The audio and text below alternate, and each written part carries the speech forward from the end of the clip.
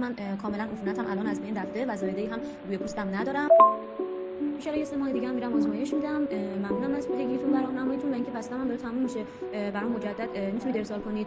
سلام و خسته نباشید. خنده از مراجعه کنندگانتون هستم. مشکل زگیل تناسلی داشتم. پروسه 6 ماهه به بهبودی کامل رسیدم. خواستم ازتون تشکر کنم. خوب هستین؟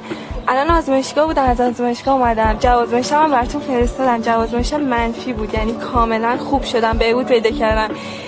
دیگه اصلا نمیدونم چیکار کنم. خیلی ازتون ممنونم. الان دیگه نمیدونم واقعا چی بگم. خیلی هیجان زدم. خیلی خوشحالم که درمان شدم. واقعا ازتون ممنونم. لطف کردین. مرسی.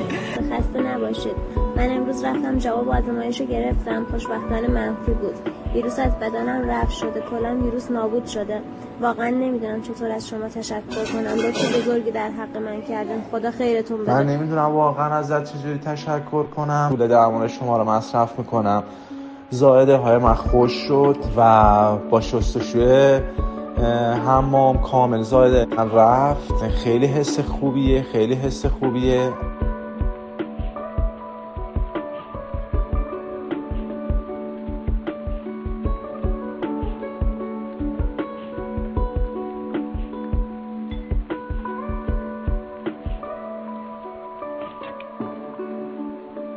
درمان زیگیل چی هست؟ این زیگیل رو ما یک نوع زائده پوستی ناشی از افزایش سودای محیطی تعریف میکنیم. ماساژ پوست، حجامت عام موضعی، بعضی موقع ها به اصطلاح درمان موضعی هم برای زیگیل گفته میشه روی به اصطلاح ناحیه زیگیل، مثلا شیر ته برگ انجیر رو روی ناحیه بمالن، ولی درمان سیستمیک بهتره. این درمان اساسی است. ممنونم از پیگیریتون. بله من کاملا عفونتم الان از بین رفته و زایده‌ای هم روی پوستم ندارم. ان شاء الله 3 ماه دیگه هم میرم آزمایش میدم. ممنونم از پیگیریتون و راهنماییتون و اینکه فصلم هم داره تموم میشه. برام مجدد میتونید ارسال کنید. سلام و خسته نباشید. خنده از مراجعه کنندگانتون هستم. مشکل زگیل تناسلی داشتم. پروسه 6 ماهه به بهبودی کامل رسیدم. خواستم ازتون تشکر کنم. خوب هستین؟ الان آزمایشگاه بودم، از آزمایشگاه اومدم. جواب آزمایشم هم براتون فرستادم. جواب آزمایشم منفی بود، یعنی کاملا خوب شدم، بهبود پیدا کردم.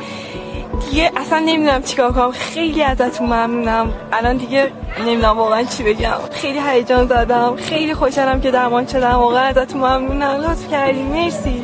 خسته نباشید. من امروز رفتم جواب آزمایش رو گرفتم. خوشبختانه منفی بود. ویروس از بدنم رفع شده. کلا ویروس نابود شده. واقعا نمیدونم چطور از شما تشکر کنم. لطف بزرگی در حق من کردین. خدا خیرتون بده. من نمیدونم واقعا ازت چجوری تشکر کنم. پول درمان شما رو مصرف میکنم. زائده های من خوش شد و با شستشوی حمام کامل زائده من رفت. خیلی حس خوبیه، خیلی حس خوبیه.